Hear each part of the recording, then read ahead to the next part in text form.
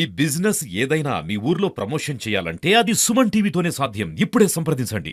అలా చెప్పాను. ప్రధానంగా ఒక సంవత్సరం లోపల ఇల్లు కట్టించకపోతే ప్రభుత్వం నేను మొదలు పెడతానని చెప్పాను. నాకు అవసరం అయితే నా సొంత డబ్బులతో ఊరు పరిస్థితి దాంట్లో చిన్నాను. రేవంత్ రెడ్డి గారు చెప్పారంటే 3,500 సాంక్షన్ చేయని ఆకుండా చెప్పారు. రేపు మొదలు పెడతాను. ఎవడబ్బ సొమ్ము అని గుర్తారు లేదా రాష్ట్రంలో మాట లేదా ఆ బడ్జెట్ 80,000 కోట్లు అప్పు తీసుకొచ్చారు. మా వాటా లేదా అప్పుడు 80,000 కోట్లు 2,20,000 కోట్ల బడ్జెట్ మా వాటకు అడుగుతాం. 3,500 సాంక్షన్ అయ్యి అవి అది ఇందిరామ గ్రూప్లను వేస్తున్నారు. ఇందిరామ కంపెనీలు దానివల్ల అది కూడా పని మొదలు పెట్టలేదు. నిరంతరం పోరాడతాం. ఒకవేళ రాష్ట్ర ప్రభుత్వం చేతి తెచ్చినప్పుడు సరైన యాక్షన్ తీసుకుంటాం. ఇక్కడ ఒక దక్షిణ తెలంగాణ మధ్యస్థితం లేని మంత్రి రాజ్యాంగబద్ధంగా రాజ్యాంగం మీద ప్రమాణం చేసి సులువలో ఉంటారని సులభపిలోడు మధ్యాహ్నమే మందు రాగి కలెక్టర్ తోని 2 సార్లు తిరస్కరించినోడు ప్రజలు చేపట్టి 6 నియోజకవర్గ నాయకుడు 2 సార్లు ప్రజలు అసహించుకున్నారు, తిరస్కరించారు. ఏదో వాళ్ళు 20-40 మీద ఆపేశారు. ఒకసారి 20 ఒకసారి మళ్ళా కష్టపడి మళ్ళీ 2 వెళ్ళిపోతాం అప్పటికి వారికి అంతరంత దూరంలో.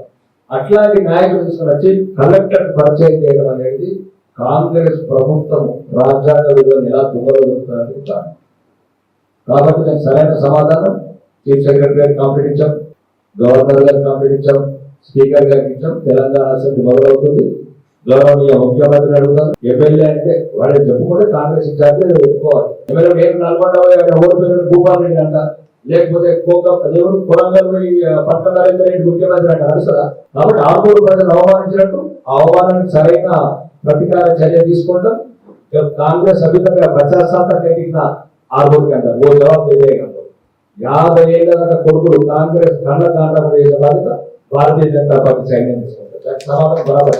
ఇక్కడ గెలిచిన ఎమ్మెల్యేలు గాని ముఖ్యమంత్రి గాని టీఆర్ఎస్ మీద వ్యతిరేకంతో ఆ రోజు పరిగణించిన తీర్పులో అందుకోసం యాక్సిడెంట్ ఎన్నికల్లో ఎన్నో వందల వాగ్దానాలు ఇందూరు జిల్లాకి ఇవ్వడం జరిగింది.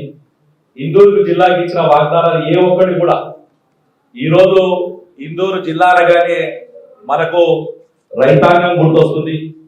ఇది ఉమ్మడి ఆంధ్రప్రదేశ్ లో అన్నపూర్ణ జిల్లాగా వేయగలిగింది. ఇటు మన ప్రాజెక్టులకు అధిగతి లేదు.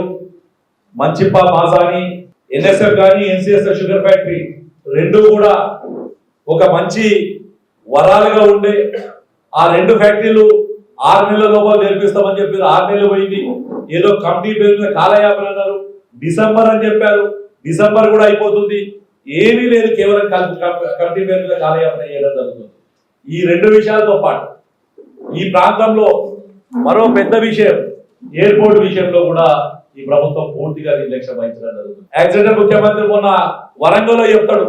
వరంగల్, ఆదిలాబాద్ ఇంకో దగ్గర 3 దగ్గర ఎయిర్పోర్ట్లు వస్తున్నాయని చెప్తున్నాడు. అసలు ఈ రాష్ట్రంలో అత్యధిక మంది గల్ఫ్ కంట్రీస్ లో ఉన్న, దుబాయ్ లో ఉన్న, అమెరికాలో ఉన్న అత్యధిక మంది నిజామాబాద్ సెంటర్ గా, ఇందూరు సెంటర్ గా, అటు నిర్మల్ గానీ జగిత్యాల గానీ ఇది ఒక సెంటర్ హబ్ అవుతుంది. ఈ హబ్ లో హెలిప్యాడ్ ఎయిర్పోర్ట్ ఏర్పాటు చేసుకోకుండా వేరే దగ్గర చేసుకునే పరిస్థితి వస్తుంది. కేంద్ర ప్రభుత్వం గతంలోనే స్పష్టంగా కూడా ఎయిర్పోర్ట్ విషయంలో లెటర్ రాయడం జరిగింది రాష్ట్ర ప్రభుత్వానికి.